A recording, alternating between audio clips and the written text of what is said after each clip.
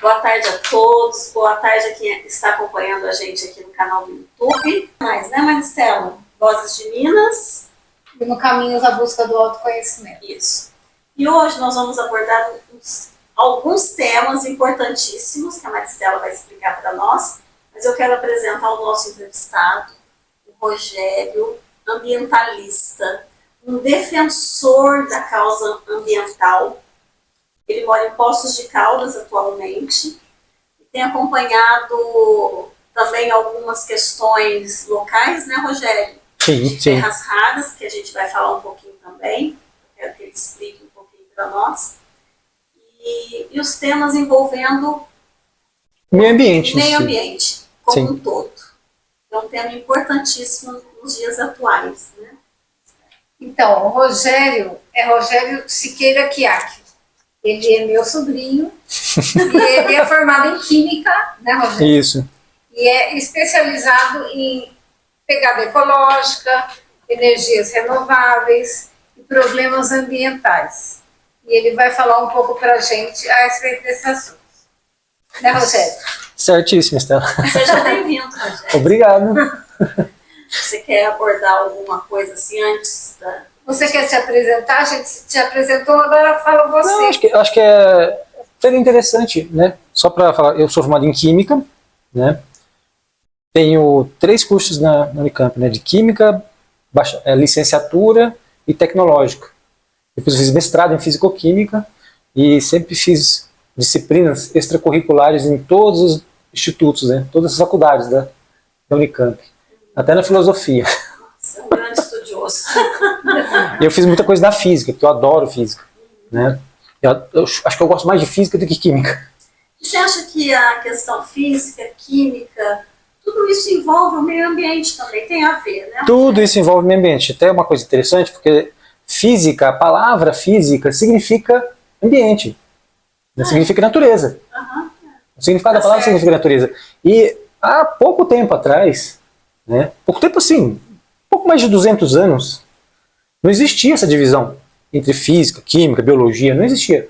Eram todos filósofos da natureza. Ou seja, todos eram amigos do conhecimento acerca da natureza. Eram filósofos da natureza. Nós temos assim um filósofo da natureza bem conhecido que todo mundo conhece, assim. Tem vários. Vários, assim, eu diria, destacou. Não, acho que todas as pessoas, todos os cientistas que se destacaram são, se você pegar os mais antigos, eles eram perfeitamente filósofos da natureza mesmo. Se você pegar o Da Vinci, por exemplo, né, o Da Vinci ele adorava estudar o ser humano, o corpo humano em si, e adorava estudar a natureza também, com aqueles projetos mirabolantes dele, né? Engenharia, obras de engenharia. O Da Vinci, por exemplo, ele era tão eclético nesse âmbito, né? Que até na parte de culinária, remédios, ele entendia. Então ele receitava gordura de urso para calvície. Ele era responsável por elaborar os jantares dos reinados. Definia até onde as pessoas iam sentar na mesa. E a gente só conhece o Da Vinci como os quadros, né? Sim. Que ele pintou, Sim. aqueles desenhos e engenharias que ele fez. Mas ele fez muito mais que isso. Ele, por exemplo, inventou a tampa da panela. Não existia tampa de panela. Ele inventou que a sobremesa doce tem que vir depois da comida salgada. Não sabia, novidade também. Você que é um sujeito mais eclético que esse, né? Que atua em várias áreas. E esse é um filósofo da natureza verdadeiro, né? E assim, fora ele tem todos os grandes cientistas foram filósofos da natureza. O Newton. Todo mundo conhece o Newton da física, pelos 3 principais teoremas que ele criou, leis, né, que são fantásticas, coisas assim de outro nível, né? Lei da gravitação universal, né, da eletromagnetismo, que é, nossa, outro nível das forças, né? Só que o Newton também era alquimista, um dos maiores alquimistas de todos os tempos. Né? Ele era alquimista? Alquimista, um dos maiores de todos os tempos. Mas ele transformava o metal em ouro. Aí tá uma coisa interessante, Estela. Esse negócio, essa é uma visão deturpada dos alquimistas. Sim. Os alquimistas não buscavam isso. Os alquimistas buscavam uma vida melhor, né? Uma questão de saúde. Saúde. saúde. Eu vejo Os alquimistas alquimistas assim salvam a também, saúde. como qualidade Mental. de vida. Né? E mental, principalmente. Tem uma coisa que pouca gente sabe.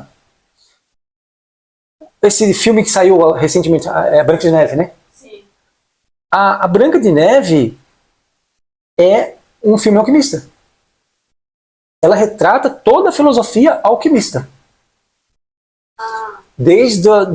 Por que é o alquimismo? É você evoluir a pessoa, a alma humana. Não necessariamente precisa falar em alma, né? Sim. O seu ser interior. Isso. Evoluir. Então você tem que passar por dificuldades na vida, você ir aprendendo, né? Se você não passar por dificuldades, você não aprende.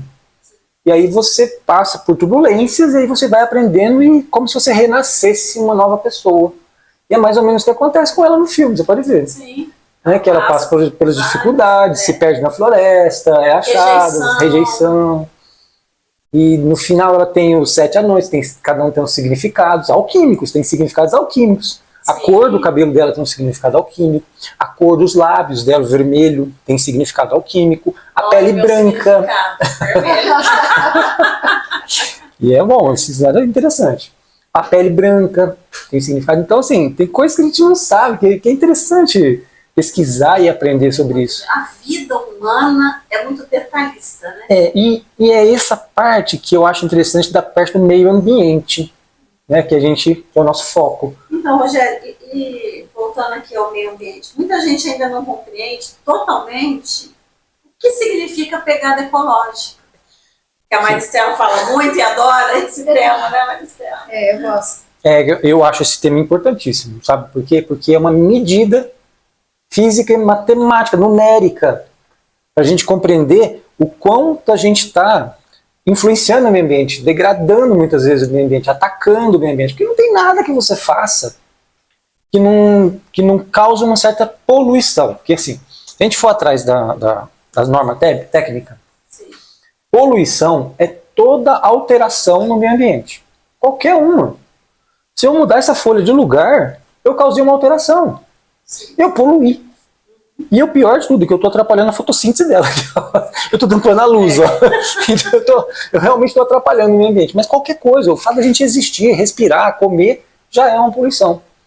E então, a gente tem nossas leis, de algum modo, interferem também nesse... As leis equivocadas, inclusive. Se as leis forem mal feitas... Nossa, no Congresso... Me fale da semana passada. Equivocada. Nossa. Pode destruir o nosso ecossistema, em várias áreas, em várias frentes. Então, o ecossistema... De várias frentes diferentes, você consegue arruinar o meio ambiente com essa nova legislação que passou no Congresso semana passada.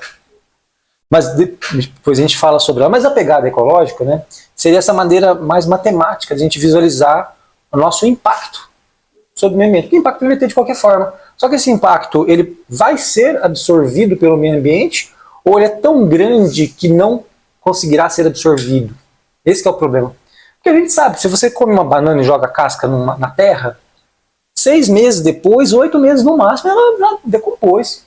Decompôs, os fungos já decompuseram ela, as minhocas comeram aquele restinho ali, e ela incorporou e virou outra planta. Então isso faz parte do ciclo do meio ambiente. Então o que a pegada ecológica faz? Ela faz os cálculos certinho de todo o seu impacto, não só na geração de lixo, por exemplo, mas no consumo, principalmente. Então ela faz o cálculo do impacto do consumo de água, do consumo de alimentos, do consumo de combustível, do consumo de energias, principalmente energia elétrica, né? Então ela faz o cálculo de cada uma dessas coisas e dá um peso para cada uma dessas coisas. Em função do quê? Em função da capacidade do planeta reequilibrar esse sistema de novo. Porque é o caso da banana. Absorver todo esse... digamos que eu jogo a casca da banana desse vaso. Se eu comer uma banana a cada 6 meses, ou se eu comer até 5 bananas a cada 6 meses, não tem problema nenhum. Vai ajudar os mosquitinhos aqui, mas não tem problema. Eu comi 5 bananas a cada 6 meses. A gente come muito mais. Sim. O que vai acontecer? Não vai dar tempo das cascas se apodrecerem e se incorporar na terra. Então vai começar a sobrar casca, vai virar um lixão isso aqui. Aí essa sobra de cascas gera mau cheiro, gera muitos animais, né, que a gente não gostaria de ter dentro de casa, né? Sim. E aí vem aquela bagunça. Então, assim, o problema está nesse equilíbrio. Na velocidade com que o planeta ou aquele ambiente específico que você está analisando é capaz de absorver aquela poluição que está gerando, aquele resíduo que está gerando, e na velocidade com que o ambiente como um todo é capaz de gerar a matéria-prima, a energia que eu estou consumindo. E se a gente fizer essa análise, né, de forma global, o planeta, a pegada ecológica, né, esse valor de pegada ecológica, ele tem um valor em área. Porque assim, olha o tamanho desse vaso, ele é pequenininho. Por isso que ele só comporta 5 cascas de banana a cada 6 meses. Mas se eu tivesse 10 vasos desse, eu já conseguiria jogar 50 cascas de banana. Então olha só que beleza. Então a pegada ecológica começa o que eu posso fazer, o que a Maristela pode fazer, e também De forma a manter o equilíbrio. E também um todo. De forma a manter o equilíbrio. O que se faz o cálculo? Faz o cálculo do seguinte. Nós temos o planeta Terra, uma área superficial. Você retira o oceano, que é 70%, sobra 30%. Desses 30% você tira os polos, os desertos, e acrescenta uma margenzinha em volta que são os mares, né? Que também a gente usa os mares, né? Para pescar, até jogar lixo, né? Muito, né? O que não seria problema se fosse pouco lixo. Esse que é o detalhe.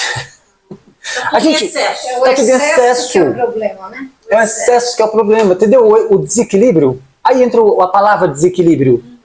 Que tá, o equilíbrio é o fundamental. No momento que você tem um excesso, você desequilibrou. Esse é o problema. Porque impacto a gente vai gerar de qualquer forma. Consumo, né? O mundo consumista, né? Porque eu não precisaria gerar tanto impacto assim. Eu poderia viver muito bem gerando menos impacto se eu pensasse no crescimento interno e não no crescimento externo das pessoas. Sim. Né? Se eu pensasse no crescimento da alma, né? Vamos chamar alma aqui, né? O ser interior aí, cada um. Mas hoje o que alivia um pouco, na minha visão, que hoje existem empresas e indivíduos, né, preocupados com essa pegada ecológica. Hoje existe muita empresa de reciclagem, está preocupada com essa pegada ecológica, esse meio ambiente, com esse desequilíbrio. Eu até entrevistei a Iula uma vez e ela tem um trabalho de sustentabilidade. Então, assim, é pouco, porque o desequilíbrio da degradação da terra é maior, né? Mas ainda, eu acho que o ser humano começou a ter essa consciência. A gente pode tentar fazer uma análise baseada no que já existe. Então vamos lá. A pegada ecológica. Como é que a gente calcula? Pega essa área toda do planeta Terra, exclui polos, tal, vê qual que é a área útil, digamos assim. Sim. Área útil, que eu possa usar. Sim. Divide pelo número de habitantes do planeta Terra, 8 bilhões e pouco. Sobra pouco. Sobra cerca de 17 mil metros quadrados por pessoa. É muito pouco. 17 mil metros quadrados, Stella. Não chega a 2 hectares de terra. Não é um alqueire. Não é um alqueire de terra. Estou dizendo que disponível para cada habitante do planeta Terra não existe não existe um. Nós não temos um. Esse é como se eu tivesse que tirar tudo dali e todo o meu resíduo fosse tratado ali também. Então eu tenho que tirar tudo ali, toda a matéria-prima que eu vou usar. Tudo. Não posso usar outros lugares. Claro, grosso modo, né? Claro que não tem minério de ferro em todos os lugares, não tem. Mas assim, eu tenho um alqueire. Alqueire não, eu não tenho um alqueire, tenho menos que um alqueire, tenho 1,7 hectares, né? Que um alqueire é 2,4. Vamos falar em questão de alimentação. Aí É um vai exemplo. fazer a compostagem.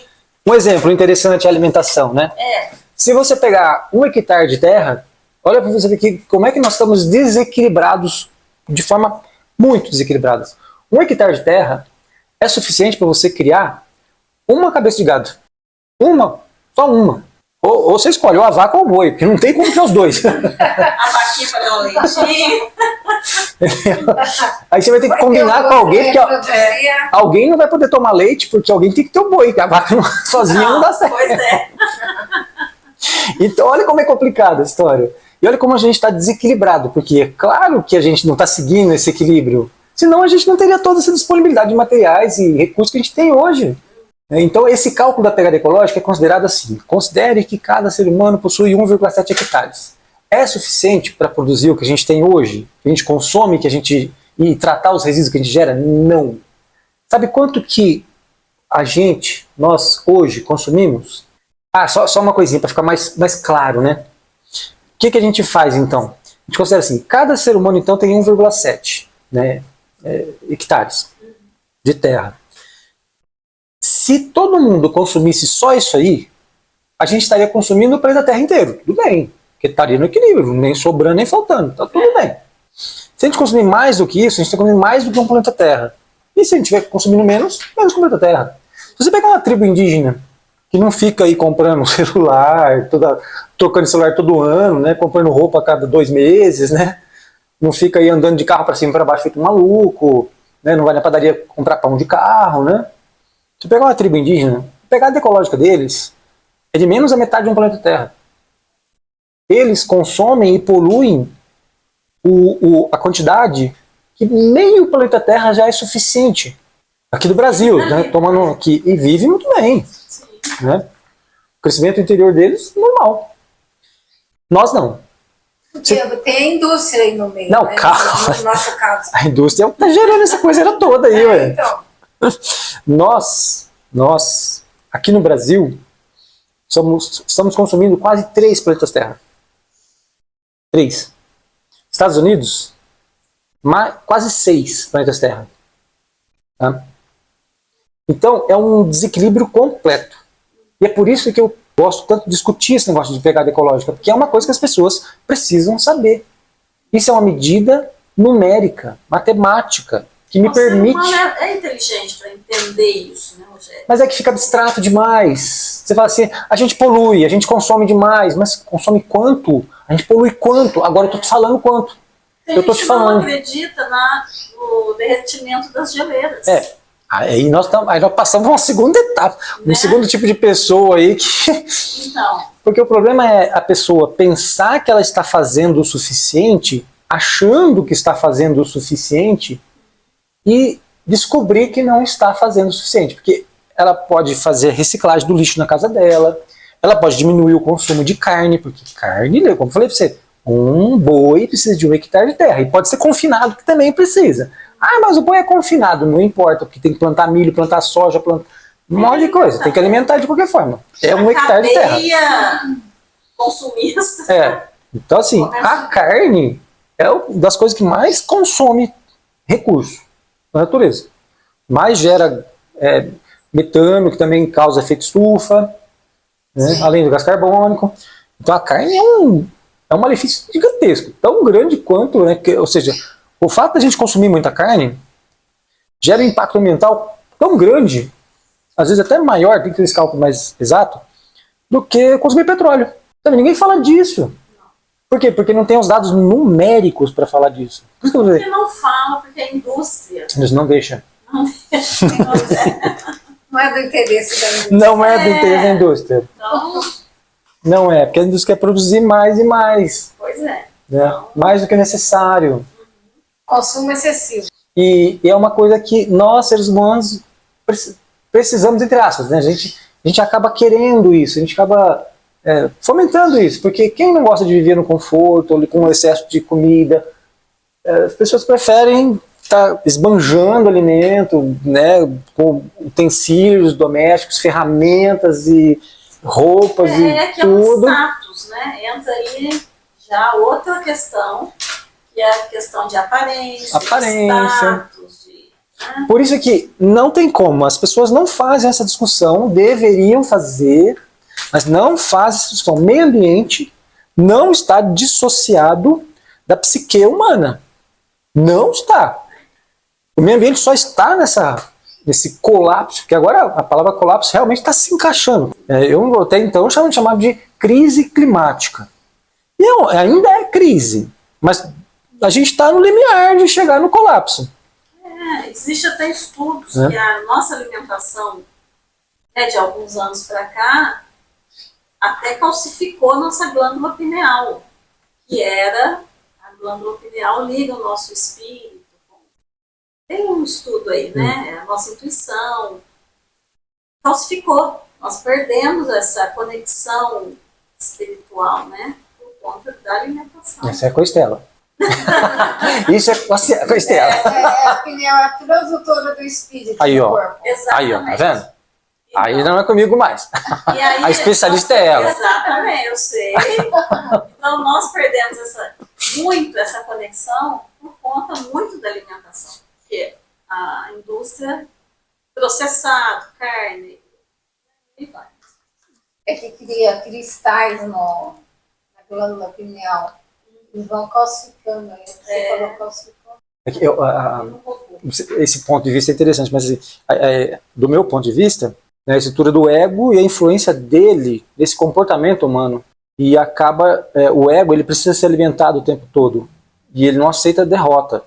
E para ser alimentado, ele acaba gerando uma vontade de poder, né, um desejo de poder. Então junta medo, desejo de poder, essa estrutura do ego que só tende a crescer, se fortalecer cada vez mais, não aceita a derrota. Isso aí, e o ser humano precisa ser visto também como um animal que busca o conforto, que busca, né, o bem-estar. Você junta tudo isso. E essa coisa da gente não querer ver, tá? Não querer ver a realidade como ela é, a gente acaba aceitando que a gente está fazendo o suficiente. Então a gente volta lá atrás. Ah, mas eu reciclo lixo. Ah, eu busco não ser consumista, né? Eu tento não ficar trocando celular sempre, tento usar o carro poucas vezes, né? Eu uso álcool em vez de usar gasolina. Estou pensando em comprar um carro elétrico.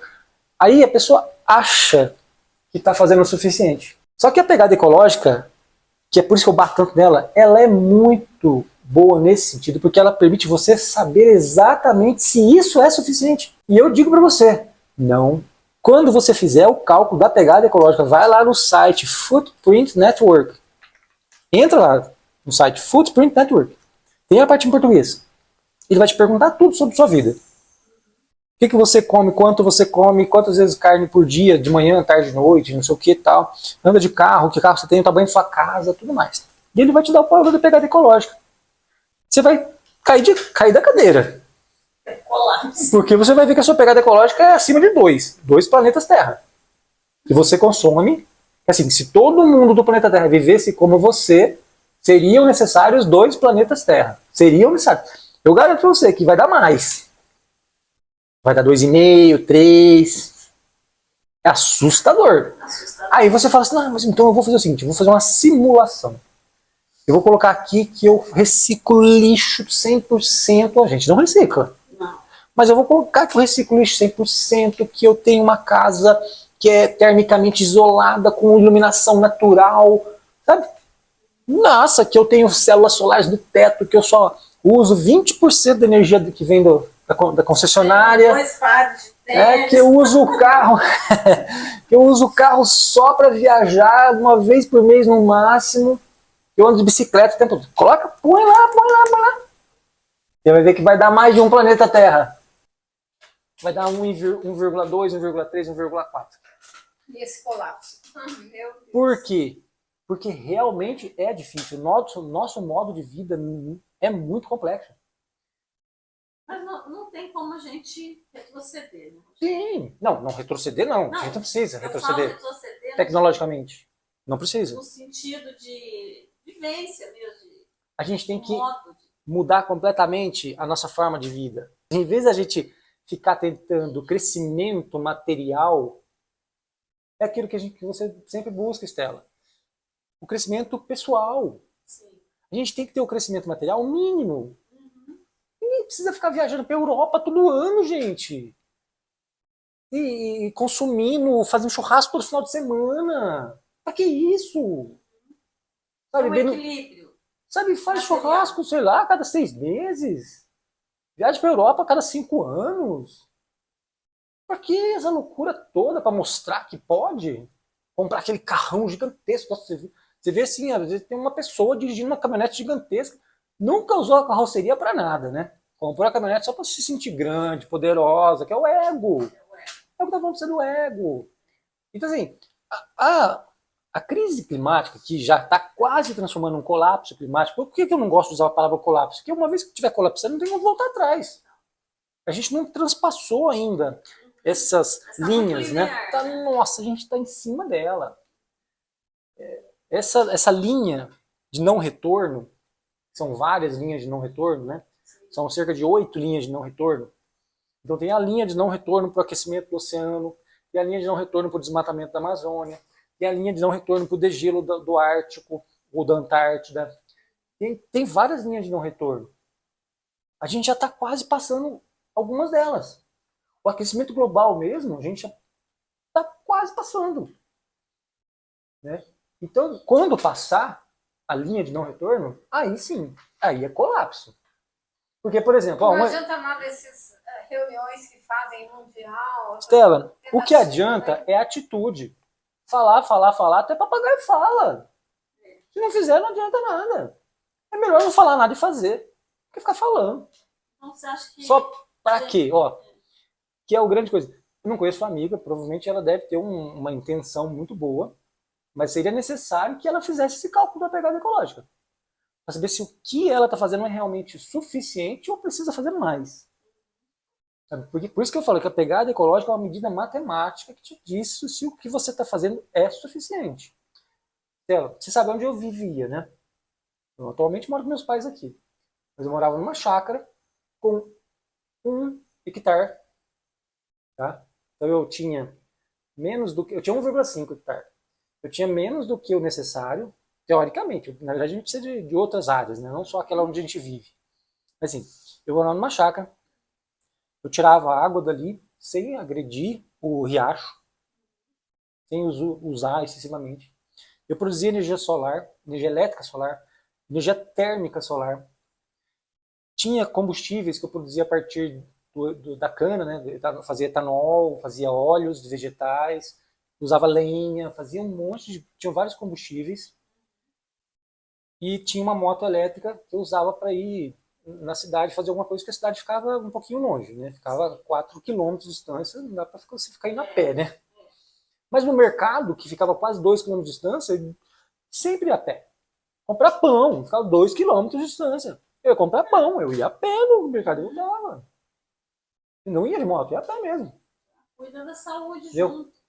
E assim, Estela, para você ver a complexidade da coisa, eu comecei a fazer tudo isso. E aí, quando eu fiz o cálculo da pegada ecológica, me deu 1,2. Nossa, eu estou fazendo tudo isso e ainda estou com 1,2. Ainda estou consumindo mais do que um planeta Terra. Como eu faço, então, para diminuir? Aí você tem que analisar a pegada ecológica. E dá para fazer isso lá no site Footprint Network. Eles te dão dicas. Eles dão dicas e tem um gráfico que você vê quais são os pontos de maior pegada. E você vê que é na alimentação. A alimentação humana é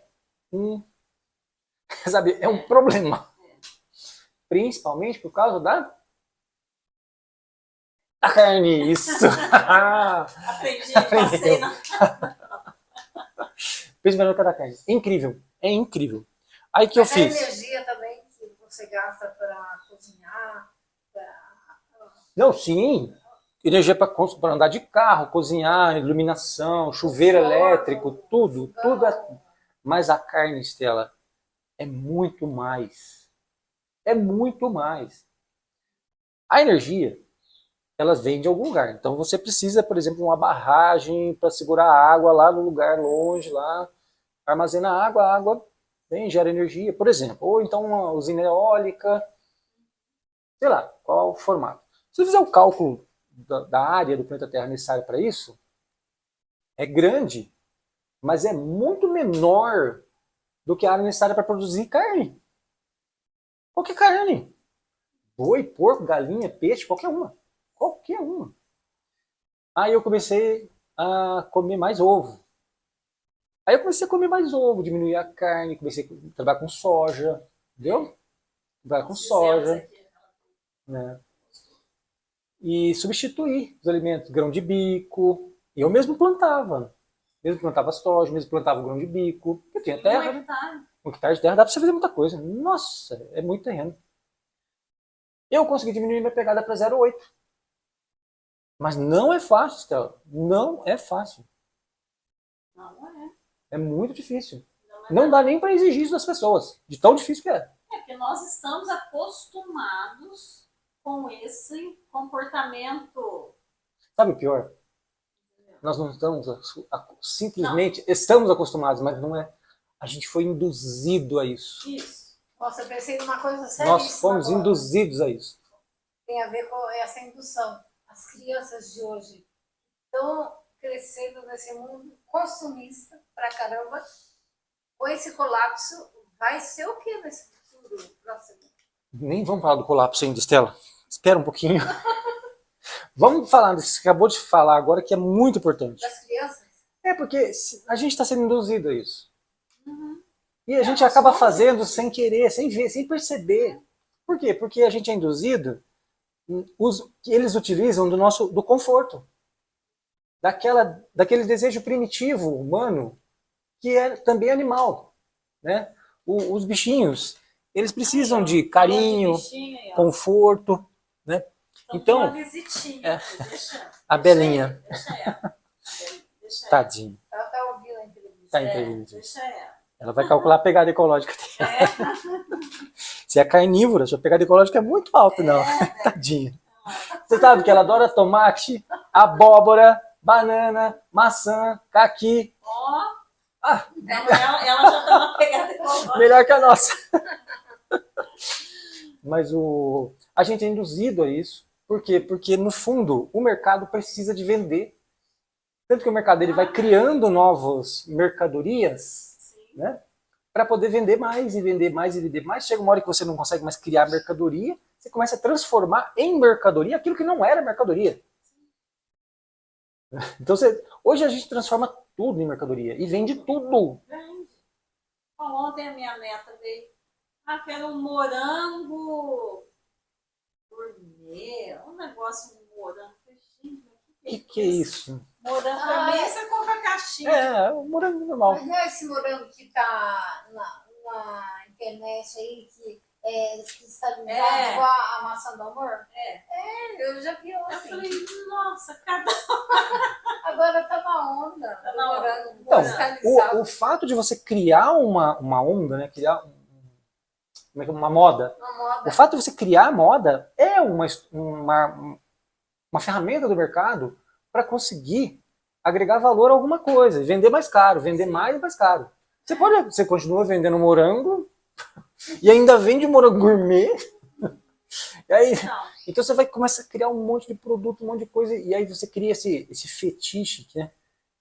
Que é a pessoa dar valor a coisas que não tinham valor antes, mas criam um super valor naquilo. A pessoa tem que ter aquilo de qualquer jeito, ela quer de todo jeito. Então, já imensa, com muitas informações, porque hoje a gente é bombardeado de informação na internet. Propositalmente. Mas mesmo a informação de consciência, nós temos essa também. Vem pra gente. Igual essa entrevista mesmo. Vai cair na rede. Mesmo com essas informações. Por que nós, seres humanos, não mudamos nosso modo de viver? Por esses motivos. Pelo ego. Porque é complexo, porque para você entender que você está sendo usado pelo sistema, que você está consumindo mais do que o necessário, que a sua vida está numa direção de crescimento material e que deveria ser invertido, crescimento pessoal, né? É uma mudança tão drástica, a necessária, e tudo isso vai contra o sistema. Porque essa mudança É complexo. iria gerar uma diminuição drástica no consumo, mas violentíssima. E isso cai até, a gente vai entrar, não aqui agora, mas uma outra oportunidade, até em questão política dessa questão. Não tem como não entrar. Né? Capitalismo. A política é simplesmente o fato de você conversar ou não com alguém. Uhum. Seu vizinho, você conversa ou não com seu vizinho? É uma questão política. É uma política. É uma política. Política de vizinhança. Claro. Não tem como não entrar. Você tem que negociar. Você tem que negociar, você tem que ceder. Você tem que exigir, mas ceder. Sim. É isso que é questão política. Exato. Agora, quanto o outro lado não cede em nada e considera absoluto, aí o outro lado não está querendo fazer a política. Então, se não existe a política, é porque tem um dos lados que não está aceitando a negociação. Não está cedendo. Sim. Só está querendo, só está exigindo. Isso vale para qualquer coisa, seja para uma relação de vizinho ou de humana de forma geral. Geral. Né? Mas, ó, só para você ver que a Estela tinha falado das crianças, né? Sim. As crianças antigamente, na nossa época, Estela, não vamos Nossa. falar quanto tempo, né? Larga a mão. Deixa quieto. Mas, Não vou falar das crianças. sei lá, né, Estela? Eu lembro quando eu queria fazer uma pipa. Eu não tinha celular. Que celular, Estela? Celular de esse Você tem dia. telefone em Ô, casa? Estela, quem tinha telefone? Tô falando. Celular, Estela. Nem telefone em casa eu tinha. Eu não tinha computador. Eu fui ter computador, já tinha 30 anos. Você já não era criança mais, tá? Eu tô falando de Não. criança. Eu tô falando de criança, Estela. Criança, só. Eu, quando eu fui fazer minha primeira pipa, a única coisa que eu comprei, na verdade, na primeira eu não comprei nada, mas a única coisa que eu comprei foi papel de seda na papelaria. O resto eu tive que fazer tudo. Tive que ir lá no bambuzeiro, cortar o bambu, fatiar o bambu, afinar ele, até ficar fininho, bem levinho, resistente ainda, manter na casca. Tinha que saber isso, né? Manter a casca, que é a parte mais resistente do bambu, tirar a parte branca, que é a parte menos resistente, afinar ele até um certo ponto em que ele não fica nem muito maleável, né? Nem muito pesado. Sim. Então, e aí você tinha que fazer um bambu mais grosso, que era a parte central da pipa, que é mais comprida, um bambu mais fininho, que é a parte do esqueleto dela, assim, das costelas da pipa, né? E aí eu não sabia montar. Eu tive que achar um amigo meu mais velho, né? Que sabia ir na casa dele, fazer, me ensina a montar o formato, onde que eu amarro o que aqui. Aí eu peguei uma linha de costura da minha mãe, fui lá, fiz a pipa. Hoje não. Hoje a criançada não precisa ir. Compra. Nada disso. Vai lá, Compra. vai lá no I99. Não, Estela.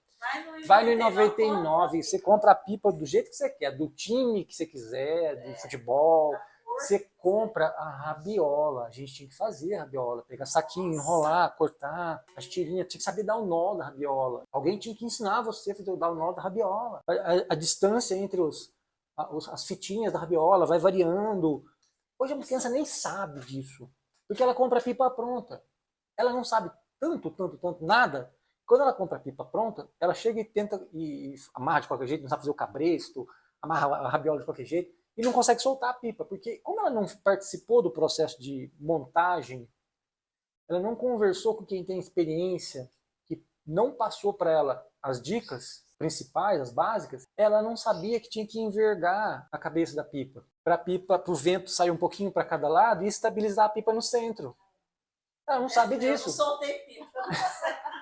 Ela só faz o cabresto e tenta soltar a pipa e bate de cá, e a pipa bate de lá, e ela não consegue soltar a pipa. Ela fica frustrada, e ela vai fazer o quê? Ela vai jogar videogame, entendeu? E aí mata o ser humano. Aí acabou. Aí mata o ser humano. Porque olha agora, olha uma coisa importante agora, hein? Aí você mata o ser humano por quê? Você notou a complexidade de fazer uma pipa? Isso que eu falei só quase nada. Eu falei 5% que é necessário para você realmente soltar uma pipa de forma boa, né? Ser um profissional da pipa. O videogame não é assim. O videogame, ele é construído com uma matemática por trás que repete aqueles comandos, mas repete mesmo, matematicamente. Então você sabe que diante de uma pedrinha assim, você tem que dar um salto duplo, ou vir de uma distância maior, e vai ser sempre daquela forma. O mundo do videogame, ele é muito repetitivo, assim, ele é muito controlado. Então você aprendeu a fazer aquilo, vai ser sempre daquela mesma forma que você vai fazer. Isso não é real. A vida não é assim. Tem dia que tá calor, tem dia que tá ventando, tem dia que sei lá, cada coisa, sabe? Não, e o não corpo, é constante. Né? Não tem a questão de... Não tem o movimento do corpo. O movimento do corpo, que é só que... Então, assim... construir e fazer uma pipa, você tem. Ou seja, você acaba... As crianças de hoje, cérebro. Elas acabam não desenvolvendo o cérebro para a vida real, que não tem tudo programadinho para acontecer daquele jeito e não vai mudar. Né? Porque depende até do humor das pessoas que estão presentes ali para o negócio dar certo ou não dar certo. Você tem que saber até isso. Tem que saber ler as pessoas para você ter para chegar num resultado bom. Mas no videogame não. O videogame é tudo prontinho, tudo fácil demais nesse sentido. Passa fases. E essa... E a vida não é assim, né? Não, tem a vida não é assim. Sim, você entendeu que desde criança a gente é induzido a crescer no mundo com facilidades que vai tornando a vida mais confortável, é claro, porque o meu objetivo era soltar a pipa. Eu vou lá e compro a pipa pronta, compro a rabiola, compro a linha, compro a carretilha, compro tudo, chego, monto tudo ali em 10 minutos. E se eu souber fazer a envergadura da pipa É, e acertar o cabresto, eu solto a pipa. Eu solto a vai pipa. voar, E ela vai voar. Só que isso aí foi uma experiência que te deu. Foi um experimento, né, que te deu pouca experiência, digamos assim. Você não aprendeu quase nada aí. No máximo, digamos que você aprendeu a envergar a pipa e fazer o cabresto. Mas as crianças de hoje estão aprendendo com a telinha do celular, a telinha E no do celular? mas computador. aprende a paciência. E no celular? Ainda é muito melhor que o videogame. Então, Mesmo com a... Só que olha como a gente saiu de um mundo em que você tinha que fazer tudo. Então as pessoas cresceram sendo obrigadas a adquirir soberanidade, independência, soberania, né? Adquirir soberania e independência. Ela tinha que realmente aprender a fazer as coisas. Hoje não. Hoje ou você compra pronto, ou você vive num mundo em que as coisas são matematicamente descritas, ou seja, sempre se repetem daquela forma. Então é um conforto. Claro que é um conforto. Você tem menos frustrações. Muito menos frustrações. Só que lá na frente, você pode ter mais frustrações. Lá na frente, a coisa pode ser complicada. Que é o meio ambiente. O meio ambiente agora, a gente está no conforto. Faz churrasco todo final de semana, e vai buscar pão de carro, e viaja todo mês para tudo quanto é lugar. Quem quer, né? Mas né? E consumismo. E lá na frente?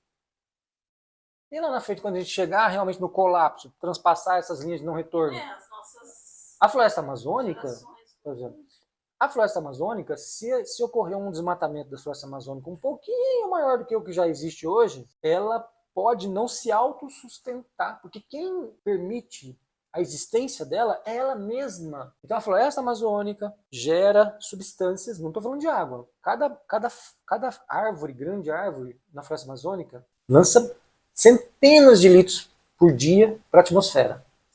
Essa água vai na forma de vapor, é invisível, inclusive, o vapor sobe e vai embora. Só que o que a floresta amazônica, que as árvores fizeram? Não sei se é uma evolução, né? Mas acontece. Descobriu-se que ela lança, não partículas, que ela lança moléculas. A gente pode falar, é uma pequenininha, não chega a ser uma partícula, mas é uma molécula. Essas moléculas chegam lá no alto, ela começa a agregar a água, o vapor de água, que forma então gotículas de água. Essas gotículas de água formam nuvens que, se adensarem, formam chuva. Então a chuva na floresta amazônica é causada pela própria floresta. Se você começar a tirar a floresta, chega uma hora que não se forma chuva. E a terra, o solo da floresta amazônica, é pobre, arenoso, pobre. Apesar que lá eles não matam muito, lá é mais o gado, eles matam. Sabe uma coisa interessante? Eu e a Estela, eu acho que mais que você, Estela, ela nasceu na roça. Nasceu na roça, né, Estela? Nasceu. Se a gente fala nasceu na roça, assim, não nasceu no hospital. Ela nasceu na roça. Num quarto, dentro de uma casa na roça. Com a parteira, né? Não, foi médico. Foi com o médico, no seu caso? A Estela nasceu na roça. Eu não nasci na roça, mas eu cresci lá mais que ela. Que ela foi para colégio interno. Coitada. Nossa, você não foi? Um ano só no colégio interno. Então você teve sorte, só suas irmãs que sofreram. As irmãs dela passaram. As irmãs que foram. Não, é que elas ficaram até o colegial. Eu não, eu só fiquei primeiro ano primário. Só primeiro ano. Mas assim, eu passei minha infância, a maior parte lá. Não, no meio do mato lá, então é uma floresta gigantesca, tem hectares de floresta lá, é uma floresta linda, linda, linda, com árvores. É uma região mais preservada de tudo. Se você olhar pelo Google Earth, você olha assim o tamanho da floresta lá, e aí você distancia, você olha a região das várias cidades, não tem nenhuma floresta do mesmo tamanho. Nossa, é a maior floresta de toda a região, não sei se tem 30 alqueires de floresta, é uma floresta gigantesca, com todos os animais que você pode imaginar. Tem onça pintada, onça parda, tem tamanduá, tem, sabe, porque tem regiões de restinga, sabe, tem áreas de mata fechada, tem áreas de restinga, tem áreas de pastagem. É da família. É da família. É um lugar maravilhoso, sabe, maravilhoso. Com jequitibás, com perobas, cedros gigantescos, assim, gigantescos. E lá, eu cresci no meio do mato também. Brincava de cabana no meio do mato, porque eu queria ser índio, né? Eu queria ser índio, então eu fazia arco e flecha, fazia armadilha para caçar. eu passei perto, conversei com indígenas, mas nunca visitei a aldeia. Eu queria ter visitado a aldeia. Mas assim, só para falar, eu queria ser índio mesmo. Você sabe que tem diferença entre índio e indígena, né? Indígena é a pessoa, seria o indígena mesmo, É né? a... O que a gente chamava de índio. Porque índio é só uma imagem. É uma imagem fictícia que nem existe. Tanto que a nossa imagem de índio é misturada com a norte-americana. A gente pega tudo, né? Pega o índio norte-americano, alguns índios brasileiros, junta tudo, indígena, né? Junta tudo e forma uma imagem, um estereótipo. Aquilo é um índio. Mas o indígena não. O indígena realmente tem várias etnias, cada um com a sua cultura, cada um com... Esse é o indígena. Queria ser o índio. Eu queria ser o índio, aquele de arco e flecha, que anda de cavalo aqui no Brasil. Mas dá tempo você visitar uma aldeia. Eu já conversei com vários indígenas, né? Eu visitei muito, eu passei muito pelo Brasil, sabe? Eu acampava. Na minha adolescência, a cada férias a gente acampava num lugar. Ficava uma semana num rincão do Brasil. No meio do mato acampando. Então eu conheci várias regiões do Brasil e nessas regiões a gente acaba se deparando com as pessoas, moradores locais, né? Os ribeirinhos e alguns indígenas. Mas eu precisava ir numa tribo mesmo para conhecer. Mas ó, você entendeu a diferença entre conhecer a pegada ecológica e simplesmente e somente, né, tentar fazer a coisa ecologicamente correta? Sim. Eu garanto a você que a gente tenta fazer a coisa ecologicamente correta, mas enquanto você não fizer o cálculo da pegada ecológica, você não vai saber o quanto aquilo está sendo eficiente. E tem que ter a consciência também, tem que ter a consciência e a gente tem que ter aquele negocinho. Não querer colocar o ego acima de tudo. Sim. Então, eu não sou melhor do que as outras pessoas, eu não tenho mais direito do que as outras pessoas. Nós somos uma sociedade. Ninguém tem mais direito que ninguém. Não. Então, se ficar definido que para 8 bilhões de habitantes não é possível fazer churrasco todo mês, então aceitemos isso e não façamos. Ponto. Agora tem muita gente, mas isso é a minha liberdade de fazer. Cara, sua liberdade já termina quando começa a dos outros. Só que a dos outros, coletivo, a gente acha que essa atitude individual não está afetando o coletivo. Exato. Porque a gente não tem noção do tamanho dela, matematicamente o valor numérico dela. Porque essa pessoa que diz isso, ela fala, mas eu só faço churrasco uma vez por mês. As pessoas nem sabem que fazer churrasco uma vez por mês é um impacto ambiental gigantesco que vai fazer com que você consuma mais do planeta Terra. Sabe? Que para você reequilibrar isso, você tem que plantar, sei lá, plantar uma árvore. Então assim, eu vou fazer um churrasco, eu tenho que plantar uma árvore. Cada churrasco que eu fizer, eu tenho que plantar uma árvore. Mas tem isso, por exemplo, eu tenho um carro, eu viajo com ele. Fazenda, vai para Campinas, São Paulo, viajo. Eu sei que eu tenho que plantar 4 árvores por ano. Só eu tenho que plantar 4 árvores por ano. Por causa do uso do carro. Por isso que a fazenda está reflorestada. O Rogério está plantando árvore. Mas eu acabo plantando bem mais, viu? Só esse ano eu plantei mais de 50 araucárias, que é uma árvore gigantesca. Só esse ano. 2025. Nem tá no meio ainda, hein? Ela demora para crescer, né? Demora, e isso é ótimo. Porque ela fica bem grande, ela absorve bastante carbono, e ela faz parte do ecossistema nosso. É uma árvore natural do Brasil, da nossa região também. Apesar de ela ser mais comum no sul do país, regiões mais frias, aqui na nossa região, ela é bastante importante. Tem a ver com o lixo reciclado, né? E a poluição e essas ilhas de plástico no oceano, esse impacto ambiental, essa falta de consciência do ser humano nas praias, que polui tudo, vai lá usar a praia, deixa tudo cheio de plástico e isso afeta o mar, os peixes. E depois, tudo isso que vai para o mar forma essas ilhas lá, no Pacífico, no Índico. Não, tem vários lugares. No Mediterrâneo. São várias ilhas de plástico. No Atlântico. Em diversos lugares. A mais famosa é que está lá perto do Havaí, lá. No Pacífico, lá no alto, perto do Havaí. É a maior de todas. É uma ilha que chega a ser do tamanho de um país europeu, assim, sabe? Um país grande europeu. Você falou que Espanha, não é possível, né? reciclar e tirar isso Então, do oceano. Na nossa conversa, a gente vai e volta, porque a gente acaba voltando no comportamento humano, tá? E de resíduo e tudo mais. O plástico, ele acaba sendo um problema porque ele atende a um conforto humano. Olha pra você ver a facilidade. Você lembra antigamente, Estela, que a gente ia na feira com aquela sacolinha de palha trançada? Ah, E aquela sacolinha de palha trançada tinha 10, 15, 20 anos de uso. De palha trançada, palha de milho trançada. E aqui em Poços tinha muito Né? vendedor de... Agora fica complicado. Você vai no supermercado, você não vai levar uma sacola de palha trançada no mercado? Você deveria. Deveria. E não pegar nenhuma sacolinha. Já seria um pequenino. Ou Né? levar Mas tem uma. supermercado que vende sacola. Eu sei, mas não é de palha. Não é de palha. É de plástico. Mas papel e plástico. A palha não tem tanto impacto. Não, a palha é matéria orgânica pura. É palha de milho. É a casca do milho. Né? é ecológica essa sacola. Super ecológica. Então, Ecológica em todos os sentidos. Porque o que seria uma coisa ecológica? Aquilo que é mais natural possível, né? Que você não tem coisas industrializadas. Quer dizer, né?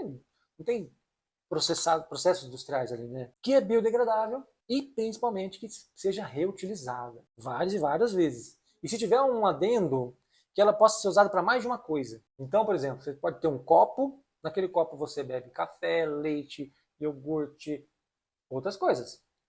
Agora, não faz parte da sociedade humana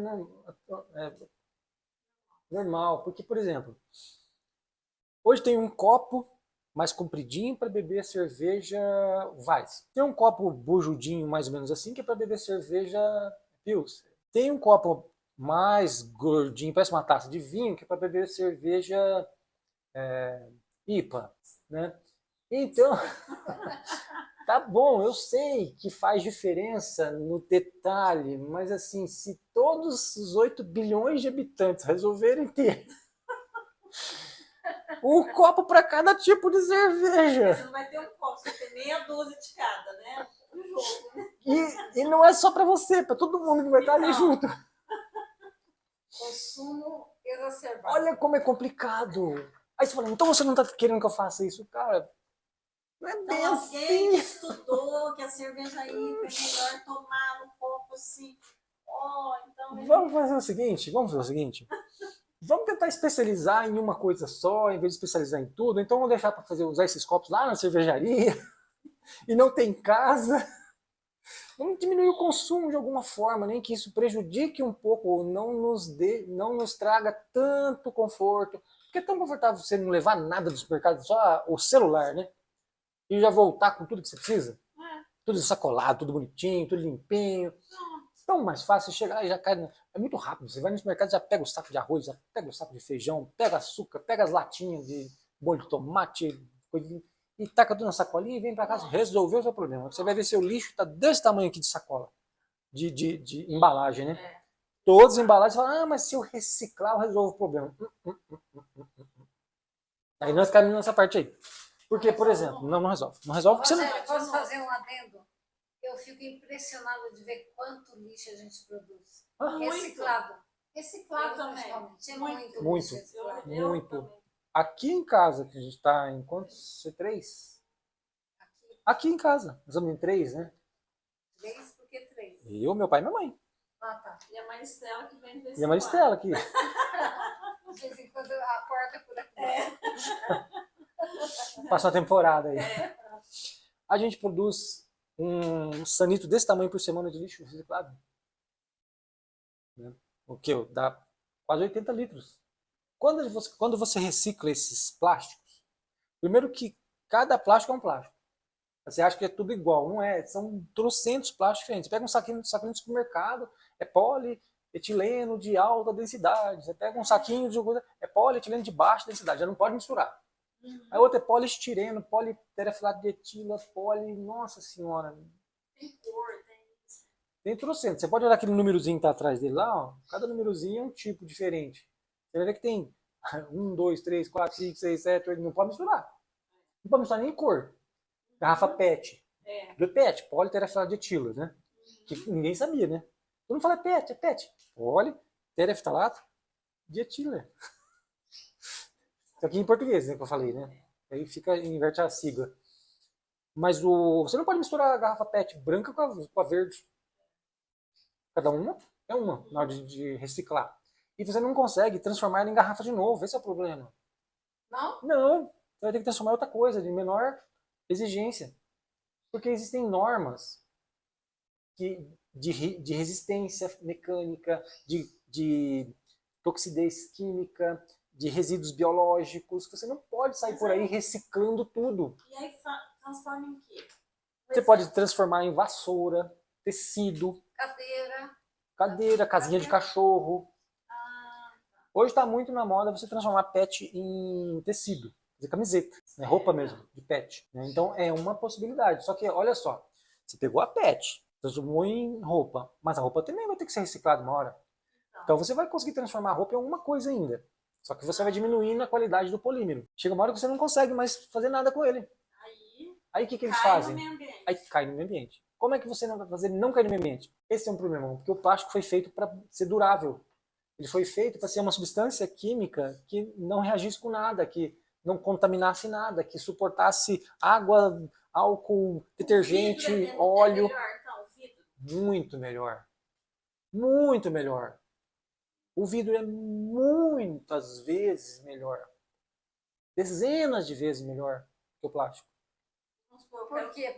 Porque o vidro você consegue transformar em vidro de novo. Porque como ele passa por... Primeiro que a composição dele não sofre uma degradação. O plástico sofre. Então ele perde as propriedades físicas e químicas necessárias que ele possuía antes. Ele fica mais quebradiço, muda de cor, mas o vidro não. Você pega um vidro e transforma ele em vidro do jeitinho que ele era antes. Né? Sem contar que o processo de transformação do vidro, como é alta temperatura, você mata tudo quanto é micro-organismo, não tem perigo. Você ele passa a não ter problemas biológicos, né? Contaminação. O vidro é fantástico. Então se a gente pudesse voltar no tempo, olha aí, voltar. A gente teria que voltar no tempo em muitas coisas. Esse programa tá complicado, hein? E comprar um refrigerante, aquele refrigerante gostoso, e com a garrafinha reciclável de vidro. E não retornável. E não consumir refrigerante todo dia, né? Domingo, né? Quando fosse consumir refrigerante, pode ser. Pode Vai ser. lá com a garrafinha. Vai lá, no final de semana, pode ser. Uma garrafinha de vidro, com a tampinha de metal. Então. Um pedacinho de plástico lá pequenininho. E é a melhor, vou falar. E é a mais gostosa? É a mais gostosa. Mas essa reciclagem é ideal, né? E aí, como que antigamente eles faziam? Era melhor antigamente, porque você ia no mercado, mesmo no supermercado, que hoje a gente quer economizar tempo, dinheiro e tudo mais, né? Acaba gastando mais. No final a gente acaba gastando mais. Dinheiro, mas tempo a gente economiza em alguns aspectos, né? Você vai no supermercado, você pega tudo rapidinho e já está em casa 5 minutos depois, com tudo que você precisa. Antigamente, como é que você fazia na venda lá? Nas vendas que existiam lá em Divisa Nova, Boteiros, né? Era uma venda gigantesca, o cara tinha tudo a granel.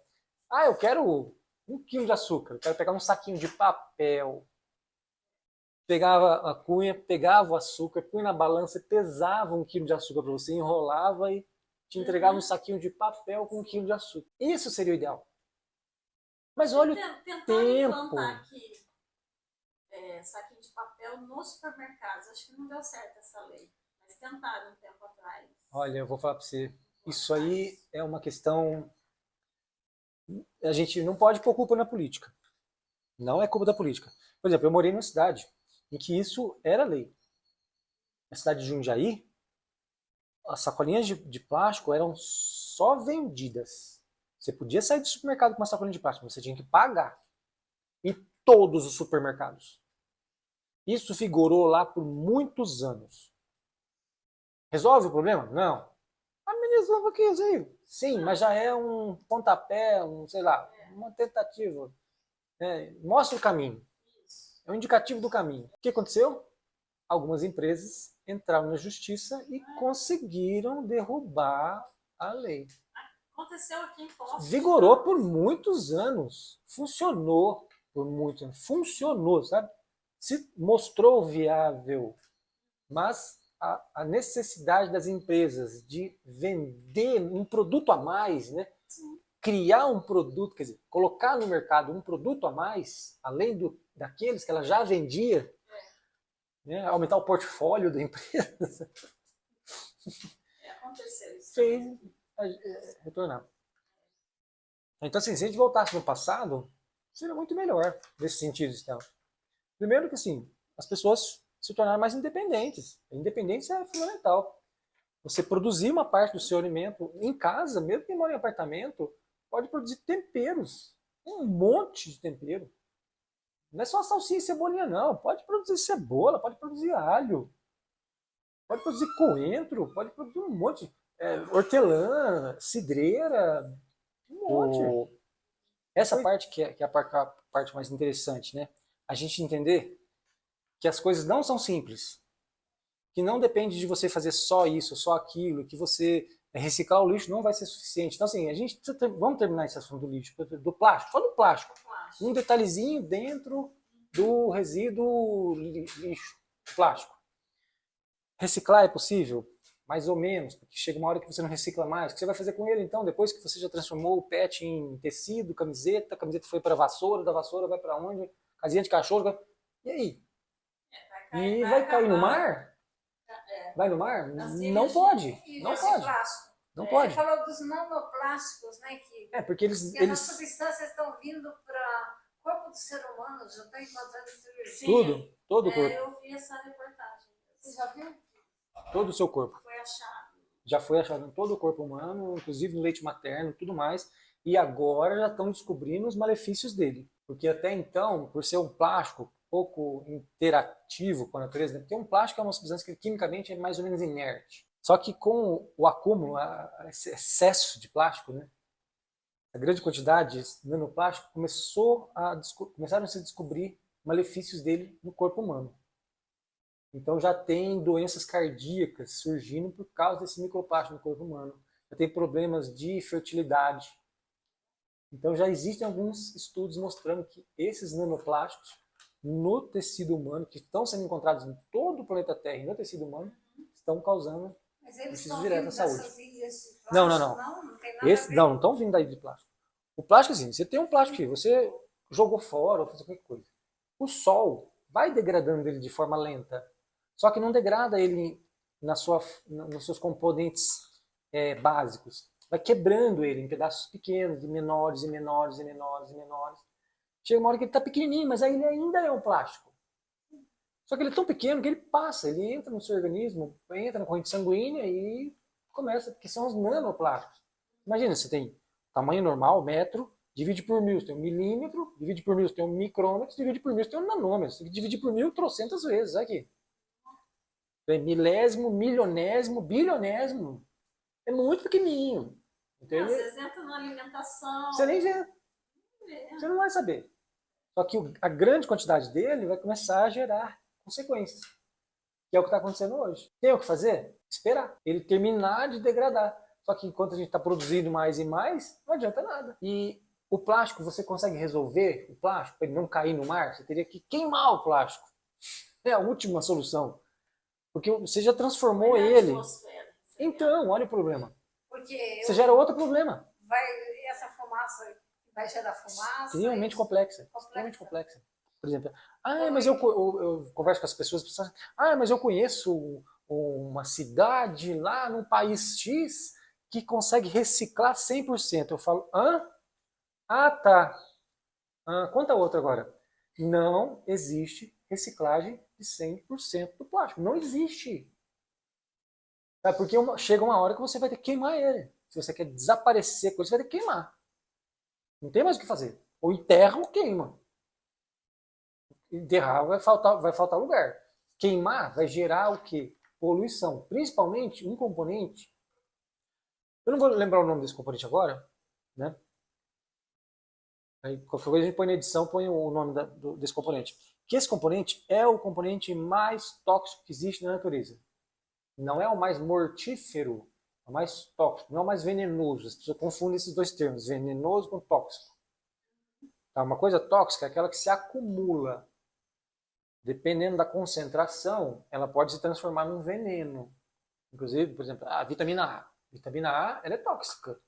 porque ela tem a capacidade de se acumular.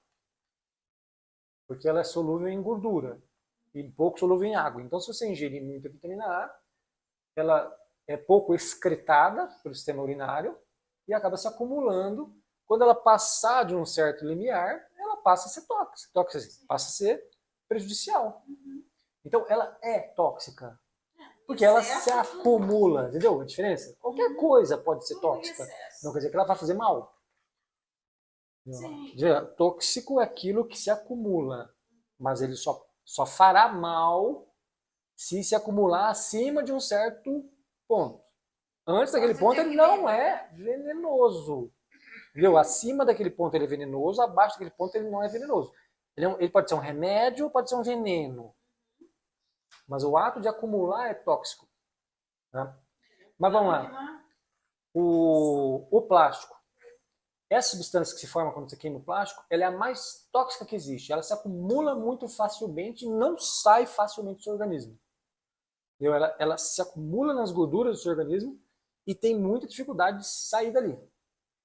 E ela é cancerígena. Entendeu? Então, além de tóxica, ela é cancerígena. E ela se forma toda vez que você queima plástico. Então, aí vai para a atmosfera. Aí eles, mas tem uma usina com um filtro lá. Cara, esse filtro filtra 100%? Nossa, filtro... Mentira! Não existe nada que funcione 100%. Esse filtro não filtra 100%. Então, assim, não existe maneira de se reciclar tudo, 100% das coisas. Não existe. Tem uma tentativa, tem uma cidade, um vilarejo, não é uma cidade, é um vilarejo no Japão, que eles estão lutando contra isso há mais de 10 anos. Na verdade, tem quase 20 anos. E eles foram otimizando os processos. E o que aconteceu lá? Talvez seja o único lugar onde é proibido queimar plástico. Eles tentaram. No começo, eles tentaram reciclar 100%. E chegou uma hora que você tinha que reciclar o plástico. Como você faz com o plástico? Não tem o que fazer. Já transformamos, não sei o que, usou para aquilo, para aquilo outro. Usei para vaso, depois usou para balanço de criança, mas chegou uma hora que não dá. Começaram a queimar. Aí, em usinas, certificados, com filtro, não estava dando certo. Então, assim, nós estamos diante de um problema que aparentemente não tem solução. E o fato de não ter solução é por causa desse desejo de conforto humano iminente, faz parte do ser humano esse conforto, e esse achar que a gente está fazendo o suficiente, sem fazer o cálculo exato para saber se realmente aquilo é suficiente ou não. Você viu que ninguém fala disso? De pegada ecológica? Porque toca em 2 pontos doloridos para a sociedade humana. O primeiro ponto é que ninguém, por mais que essas empresas aí falem, mas eu sou ecologicamente correto, porque a gente trabalha com reciclagem, porque a gente, a cada pneu vendido a gente recolhe um pneu de volta, né? Cada garrafa vendida a gente recolhe uma garrafa de volta, os frascos de perfume são com plástico reciclado. Gente, isso aí é um pedacinho muito pequeno, não vai resolver nada. O plástico barateou. Facilitou e barateou. E barateou, né, a indústria, né, a mão de obra. A mão de obra não, facilitou a venda. Sim. Você vende muito mais fácil. O vidro é mais caro. O vidro seria meio complicado. Um potinho de vidro e um de plástico é 1000 vezes mais barato. E a pessoa vai falar, mas o vidro tem uns desgastes, porque você vai ter que recolher, então tem o combustível do caminhão que vai vir recolher o vidro, tem a limpeza do vidro, que vai gastar detergente e água, então fica elas por elas. Não fica elas por elas. Não fica. Impacto no meio ambiente. Porque o plástico é um problema sem solução. O vidro só encarece. Se você diminuir o consumo, você já resolve todos esses problemas que você apontou, já são resolvidos automaticamente. Se eu diminuir o consumo de refrigerante, eu vou precisar de tão poucos caminhões para levar e trazer essa garrafa de vidro, tão menos água e detergente para limpar tudo isso, desinfetante para limpar tudo isso, que esse impacto que você está falando aí é pequenininho. Agora, o impacto hoje, pelo alto consumo, seja de vidro ou seja de plástico, e como o impacto é feito em cima do plástico, não tem solução. Ele é gigantesco e não tem solução. Esse é o problema. Na verdade, o vidro, é uma solução. Vai diminuir o lucro. Porque vai gastar mais. exatamente, o vidro é mais caro. Não compensa, né? Não compensa. Financeiramente né? não, Exato, financeiramente não. vão perder lucro. Então essa é é a questão. Aumenta o trabalho, aumenta o tempo necessário para você escoar a produção, Sim. aumenta os custos todos. Rogério, aqui tem uma questão sobre a mudança do clima, as mudanças climáticas que o planeta tem Está sofrendo. né? Sim. Essa questão é o que a gente está discutindo aqui também, né? Está tudo interligado, né? Isso. Essa produção de alimentos, né? Consumo de combustíveis fósseis, né? Produção de carne, energia, tudo de forma excessiva, acaba gerando muito gás carbônico. Se você fizer o cálculo da pegada ecológica, você vai ver que você não gera gás carbônico só quando você queima petróleo. Você gera gás carbônico nas outras várias atividades humanas também. E aí, se você olhar esse gás carbônico, por que ele é o principal? Porque ele é o comum em todas elas. O gás carbônico ele é um produto que ele ocorre, ele é gerado em todas essas atividades humanas. Não só na queima de combustíveis fósseis.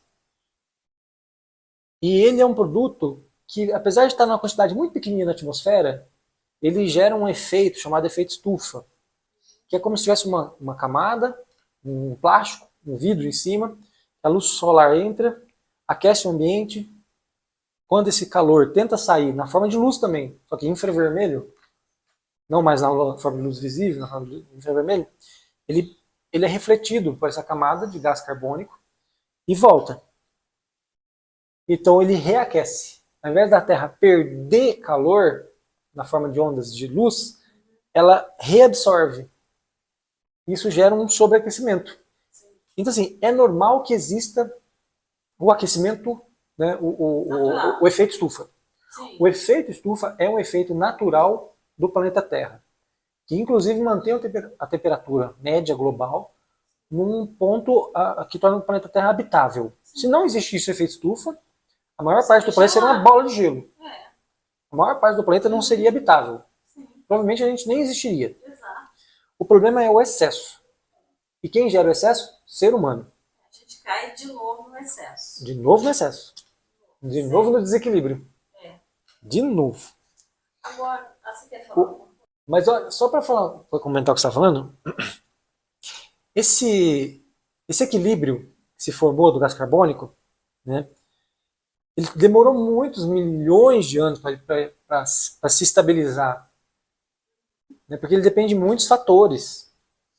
E hoje, com essa atividade humana, você não tem só o gás carbônico sendo gerado em grande quantidade, que já aqueceu a superfície 1,5 graus acima do que era o recomendado.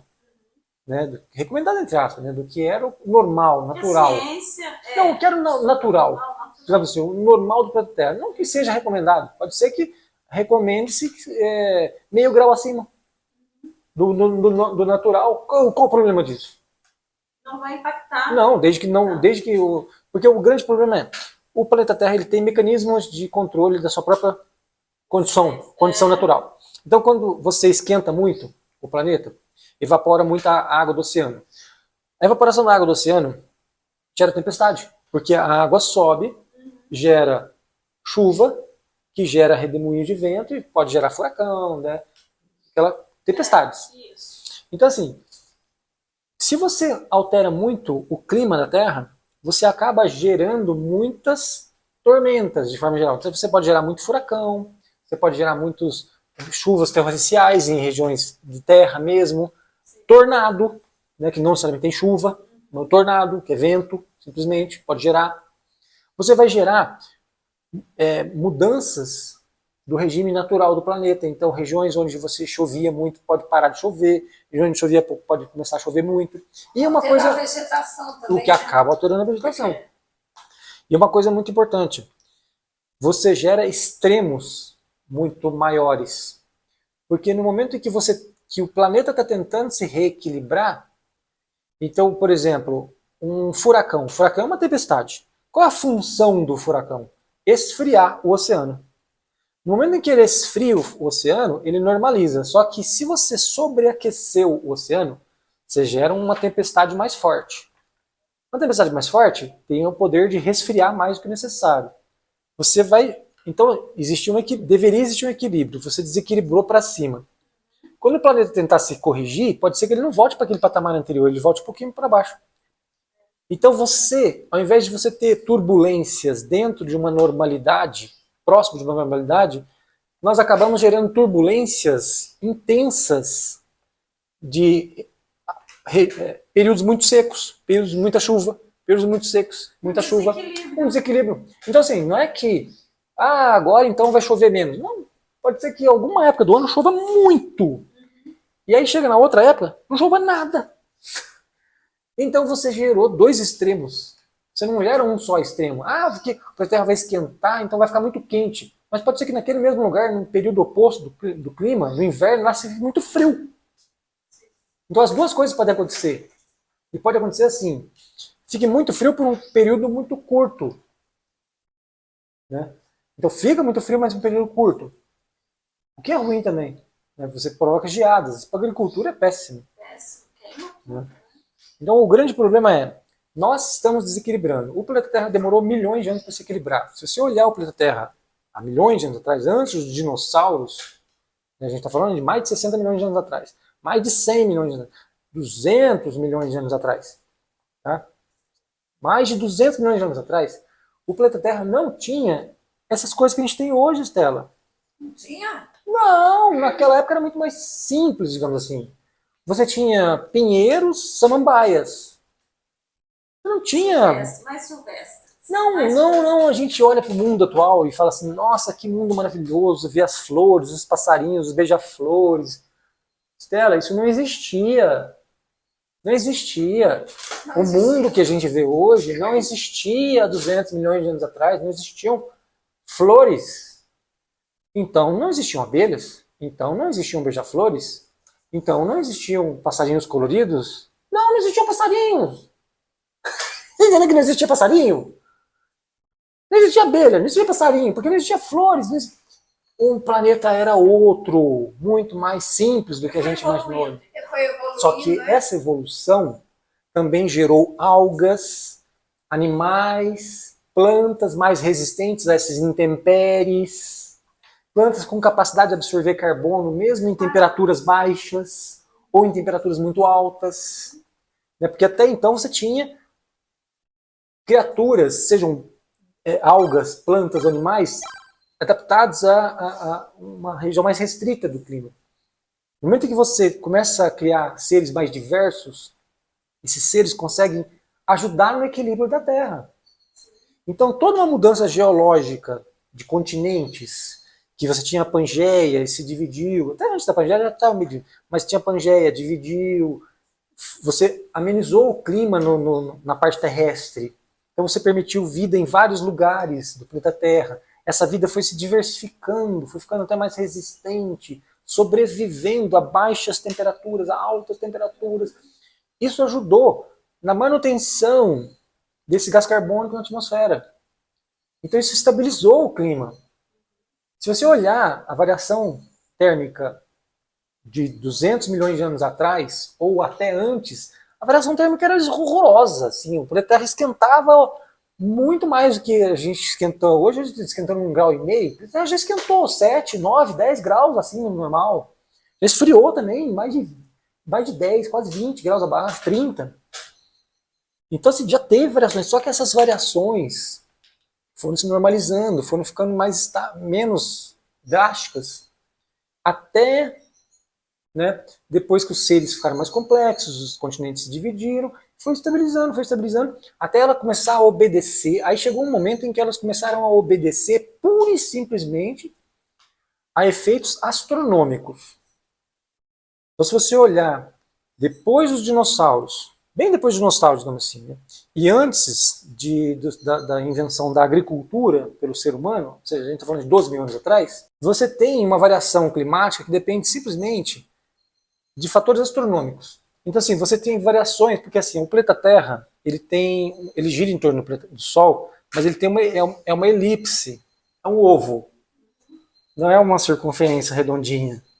Tem hora que ele fica mais longe, tem hora que fica mais perto. Só que isso... Não sai dessa rotação. Não, ele sai de tudo isso aí. ele sai do relho, só que ele é repetitivo. Mesmo assim, é um ciclo. Então, por exemplo, às vezes ele vai lá longe, passa pertinho, aí fica 5 mil anos fazendo isso. Aí ele vai mudando, mudando, e chega uma hora que começa a mudar. Aí tem a inclinação do planeta Terra também, que vai mudando, né? Tem a distância em si não muda, mas essa forma, né? Então muda a inclinação, muda essa forma como ele gira em volta. Tem várias pequenas mudanças que mudam a insolação do planeta. Então, nesse período, né, antes de 12 mil anos, a gente seguia, a variação climática seguia essas pequenas variações, mas eram não tão grandes assim. E aí ninguém sabe exatamente o que aconteceu, mas há cerca de 12 mil anos atrás, nem mesmo essas pequenas variações geradas pela mudança da órbita terrestre estavam ocorrendo mais. O planeta Terra realmente se estabilizou. Então existe uma suposição, que claro que precisa de muito estudo, mas coincide com o momento em que o ser humano começou a trabalhar a agricultura. Então a estabilidade no clima terrestre coincide com o momento que o ser humano começou a praticar a agricultura em grande escala. 12 mil anos? 12 mil anos. Que pode... E isso foi na Europa? Basicamente a Ásia e a Europa, né? Ásia e Europa. Mas é a Ásia. Ele foi se mexendo na estrutura. Não sabe. Não sabe. Não tem uma explicação. Só tem uma coincidência e pode não ter nada a ver, mas aparentemente. Mas pode. E provavelmente tem a ver. Porque a gente está falando de gás carbônico, a gente está falando de emissão e absorção de gás carbônico feito pelas plantas. Então, muito provavelmente tem a ver. Só que agora, olha só o problema. A gente ficou 10 mil anos, 12 mil anos, num equilíbrio muito bom, sabe?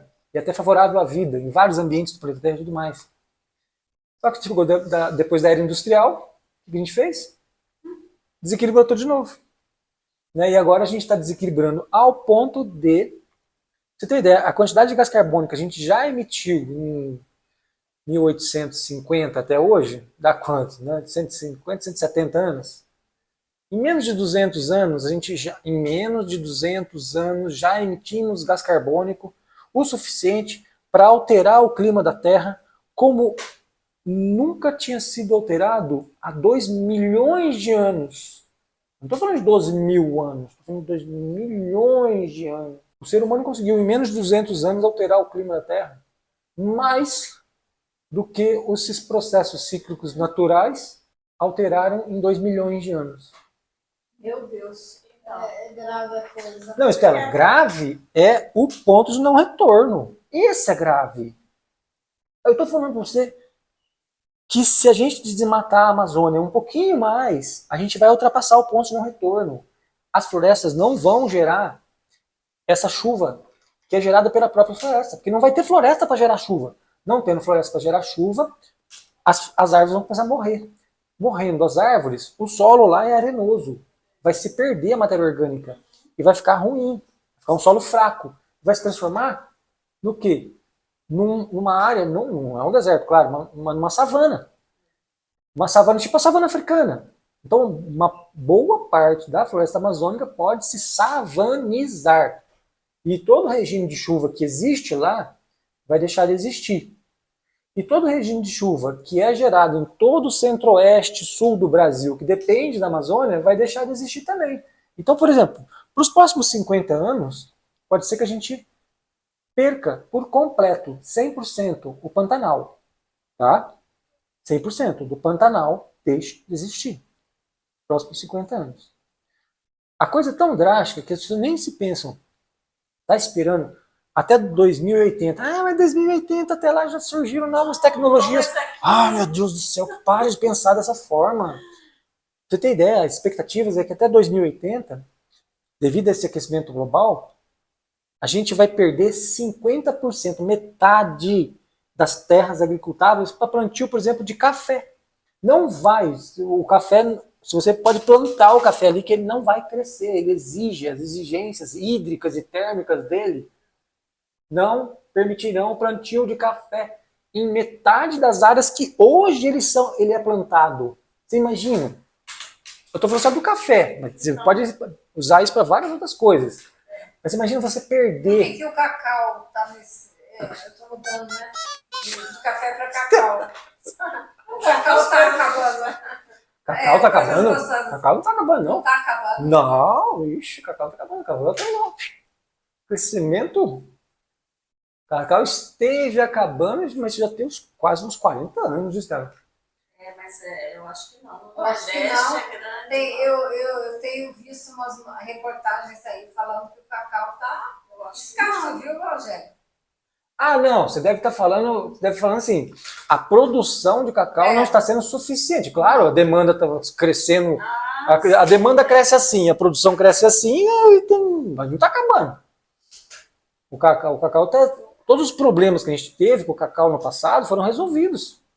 Você tinha o problema da vassoura de bruxa lá, que é um fungo que dava no cacaueiro, Nordeste é um que grande... destruiu as plantações de cacau. Na Bahia, que era uma produtora de cacau, exportadora de cacau, chegou a quase zero. Assim, quebrou todo mundo lá. Fazendas gigantescas quebraram, arruinaram completamente por causa da vassoura de bruxa. Só que eles foram desenvolvendo variedades resistentes à vassoura de bruxa, novas técnicas de cultivo, e hoje o cacau não tem mais esse problema da vassoura de bruxa. Ela existe, mas não gera impacto econômico. Só que aí tem um outro problema, a demanda, né? A população cresce, a exportação cresce, o consumo cresce de forma exorbitante, desenfreada, desequilibrada, desnecessária, e a produção não acompanha. O que o mercado adora esse tipo de coisa, porque aumenta o valor, né? Sim. O mercado não está preocupado com isso tanto. Rogério, você falando agora no solo, nós estamos enfrentando aqui em Poços de Caldas, na região, né, sul de Minas, o problema da questão das terras raras, que vai mexer no nosso solo, vai impactar. Alguns falam que a economia vai melhorar na região, aí os ambientalistas falam que Vai nosso mudar quase solo nada. vai arrebentar com a nossa região, nosso solo vai ficar fértil, várias coisas. Eu não diria tanto. Tá? Não diria tanto. As terras raras são comuns em regiões como Poços de Caldas, que tem argilas de um terreno que foi região vulcânica, né? Argilas que se acumularam de atividade vulcânica. E as terras raras, elas são argilas, mas ela é uma argila especial, né? Nesse caso é uma argila, né? Pode ser que ela tenha encontrado de areia também. É uma argila especial que ela tem alguns metais que são raros realmente. São muito raros. E são metais que, inclusive, na tabela periódica, você lembra da escola? Sim. A tabela periódica é uma coisa mais ou menos comprida assim, né? É bonitinha, né? Você lembra aqueles metais que ficavam aqui no meio da tabela periódica, assim? Num cantinho, tinha dois, que aí eles colocavam embaixo da tabela? Tinha duas célulazinhas ali que eles colocavam uma cor diferente, e embaixo da tabela tinha mais duas linhas com um monte de coisa. Acho que eram duas que não pintavam, né? Que dava uma cor diferente. Então, as terras raras, elas são aqueles elementos, a maior parte daqueles elementos, são 17 elementos praticamente, são os principais aí, 17 elementos. Esses elementos têm propriedades físicas e químicas muito interessantes, que fazem com que eles tenham uma utilidade, uma aplicação tecnológica única. Então, são elementos químicos que são usados nas telas de LCD, de telas de computador, televisão moderna, né? Não tem como você fazer essa tela sem esses elementos, porque eles emitem cores quando são atingidos pelos elétrons lá. Lembra onde a gente usava terra rara? Ninguém sabe disso? Lembra aquele tecidozinho que você queimava em lampião antigamente? Você tinha um lampião a gás, eles chamavam de camisinha, você vestia ele, punha fogo nela, ela queimava, formava uma cinza, depois você acendia o lampião e ela brilhava. O que faz ela brilhar é a presença de um elemento da terra rara. Porque ele tem essa capacidade de absorver energia e emitir na forma de uma luz específica. Então, essas propriedades fazem eles terem usos específicos e difíceis de serem substituídos. Então, você pode fazer esses superímãs, que é um ímã muito mais forte que um ímã normal. Superímã é formado por terra rara. Hoje você não consegue fazer um trem-bala sem superímã. Você não consegue fazer esses motorizinhos de drone e desses veículos pequenininhos sem terra rara. Moto elétrica, carro elétrico, não faz sem a terra rara, o ímã deles, esses superímãs. A gente fala ímã de neodímio, né? Cada um do neodímio. que é um elemento químico da terra rara. E tem diversas aplicações para fazer lasers, né, para fazer equipamentos de telecomunicação. Né? Então as terras raras têm muitas utilidades na tecnologia avançada que você precisa muito delas. E ela é um elemento químico difícil de você... Difícil não muito, mas é mais difícil do que o normal, digamos assim, de você extrair eles, separar cada um deles, para poder depois aplicar. Aí entra um problema. É muito bom ter terra rara, por exemplo, aqui em Poços de Caldas, vai aumentar a receita da cidade em mais de 1 bilhão. Né? Perfeito. Poderia ser muito melhor. Mas não vai ser por quê? Porque a gente tem aquele negócio de exportar o produto bruto e importar a tecnologia. Então o que vai acontecer? Vão furar, o impacto ambiental não é tão grande assim, porque é tirado lá do fundo, não precisa fazer igual a bauxita, né? Porque pode causar para tirar uma bauxita tem que desmontar uma montanha, né? Não é assim. Você faz um furo e tira lá do fundo, o impacto ambiental é bem menor, bem menor. Existe, mas é bem menor. O grande problema é você vai exportar essa argila contendo as terras raras por um preço alto, mas milhares de vezes menor do que o que eles vão vender para nós depois. Sim. Então a China vai comprar essa terra rara, vai comprar, já, a empresa é chinesa, né? Ela vai levar, ela vai levar a terra rara para a China por um preço alto, sim, vai levar para lá e vai devolver na forma de tecnologia aplicada 1000 vezes mais. Ela ganha 2 vezes. E nós ganhamos uma vez só. E na verdade nem ganhamos tanto assim, a gente acaba perdendo na hora de comprar. Qual é o certo? O certo é nós explorarmos, nós separarmos elementos químicos, nós desenvolvermos a tecnologia a partir deles. Esse é o certo. Tem. Os profissionais têm, né? Tem profissional capacitado, tem. Só que tudo isso demanda investimento. Aí como é que você vai ter investimento de bilhões? Como é que você vai ter investimento de bilhões se eles estão lá em cima brigando por causa de 50 bilhões aqui, 40 bilhões ali? Você precisa de muitos bilhões para você resolver uma coisa dessa. Sabe? E não tem como, porque a gente não tem de onde tirar. Então a gente entra num ciclo vicioso que a gente não tem de onde tirar o dinheiro para poder fazer esse investimento. Então a gente não faz o investimento, acaba não conseguindo dinheiro. E depende, então. Ou seja, a gente não tem o dinheiro porque a gente não tem o investimento e a gente não consegue fazer o investimento porque a gente não tem o dinheiro. Sabe aquele pobre que quer empreender Então depende do e não consegue nem fazer um financiamento? É triste. Entendeu? É triste, é difícil, bem difícil. Qual é a visão geral que eles têm? Tentar usar recursos de outras áreas. Então, por exemplo, por isso que essa briga pela exploração do petróleo na foz do Rio Amazonas. Porque, em tese, e seria bom se fosse realmente verdade, usar o dinheiro de lá para investir em energias alternativas no Nordeste. Seja eólica e solar. Né? E depois, com os rendimentos mais os rendimentos de lá, você começar a envolver outras indústrias. Né? Mas isso teria que ser verdade, né? Teria que ser realmente feito de verdade. Você falou em energias. Da outra vez que a gente conversou, você falou da energia eólica e da energia do sol, que você acha muito importante. Então, muito importante. Gostaria que você falasse um pouco. Eu sou adepto daquela ideia dos povos indígenas lá, alguns, né? Que o sol é o Deus. O sol é tudo na Terra. É o sol da vida.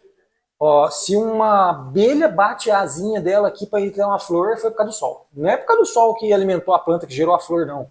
Tudo.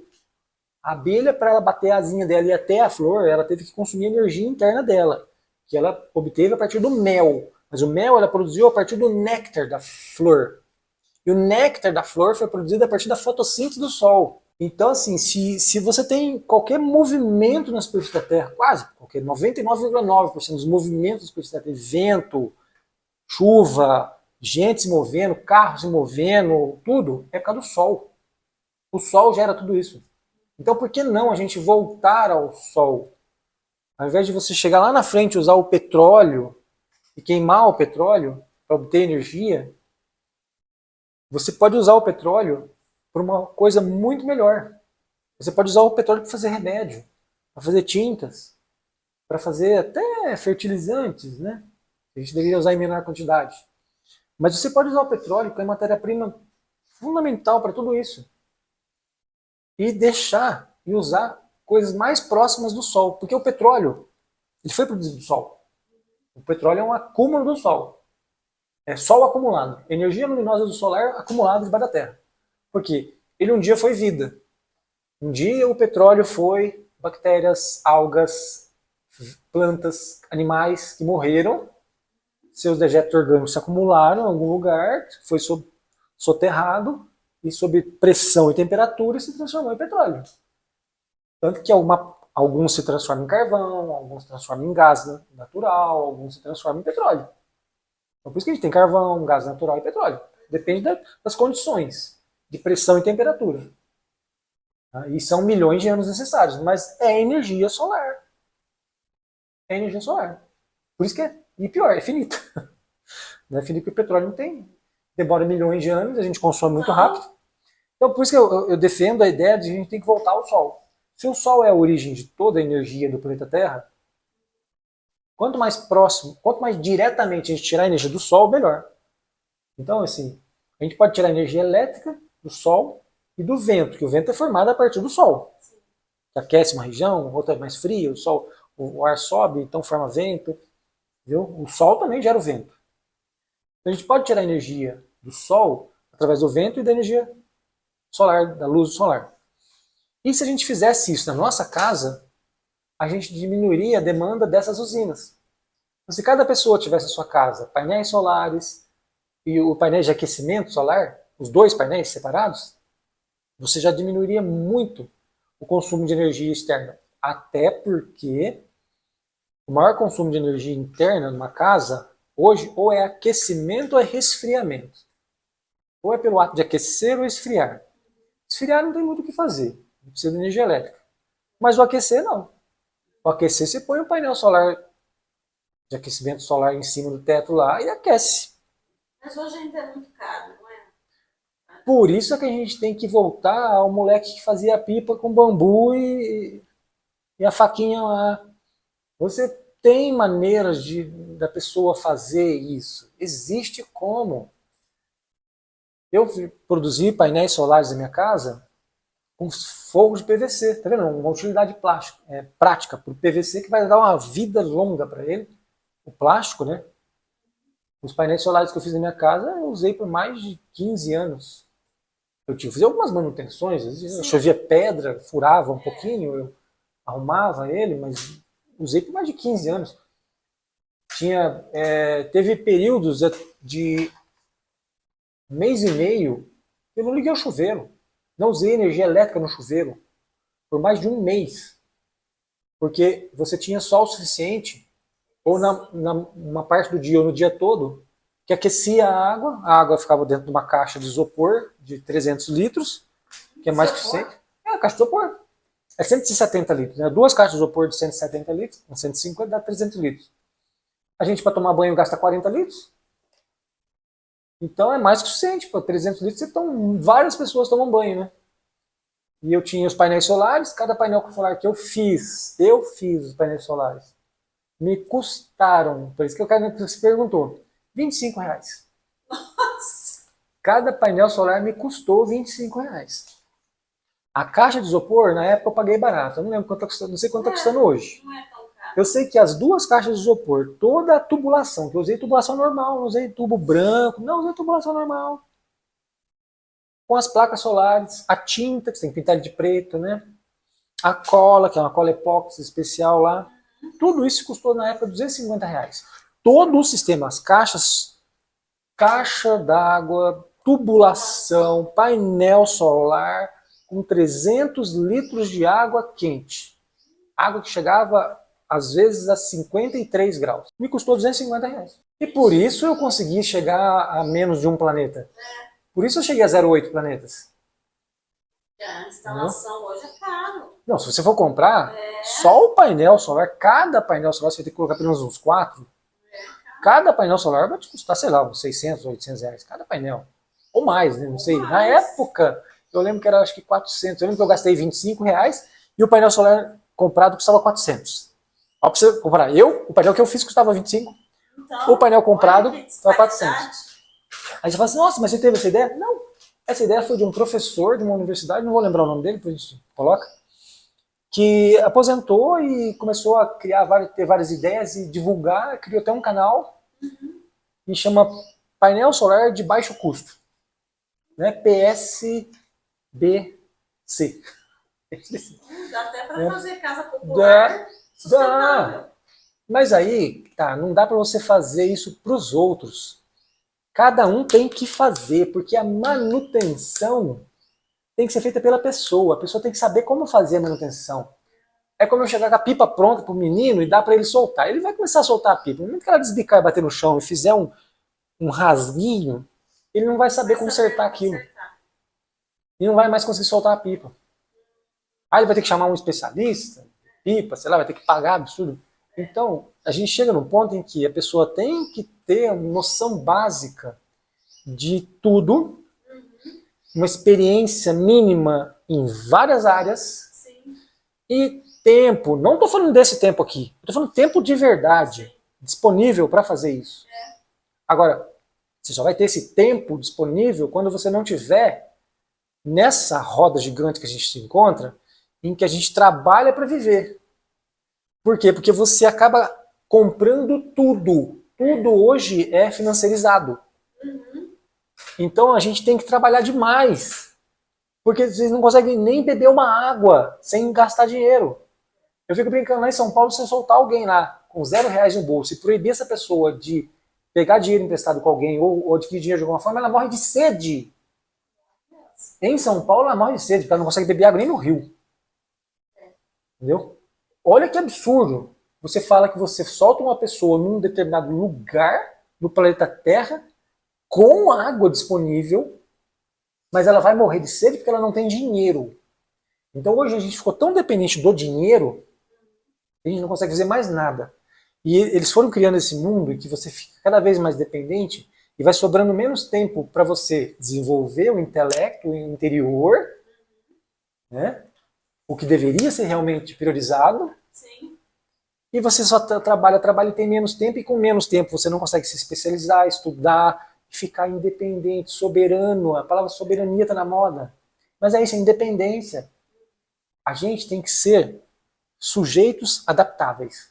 Qual que é a principal característica do ser humano? Se adaptar. A gente está perdendo essa característica. E a gente se adapta.